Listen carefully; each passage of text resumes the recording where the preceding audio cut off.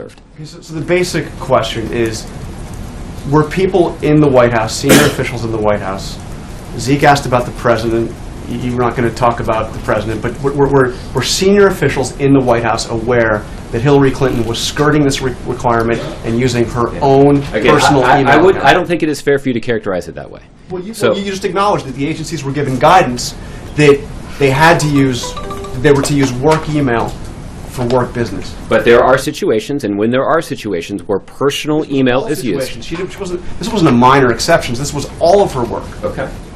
But the point is, John, is making sure that the records can be properly maintained and preserved. And Secretary Clinton's team has taken the necessary steps. According to them, you should go ask them to confirm this, but according to them, that's what they've done. She wasn't doing this while she was Secretary of State. But she didn't turn the emails until she was out of office for 22 months.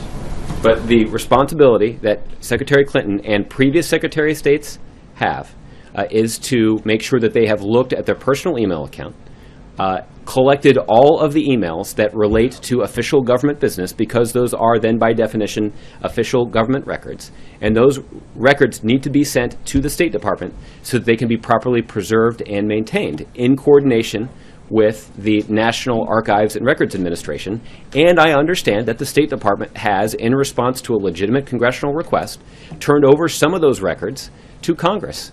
That is the proper handling of those specific government records, that they are maintained at the State Department and, when necessary, are used to respond to legitimate congressional requests.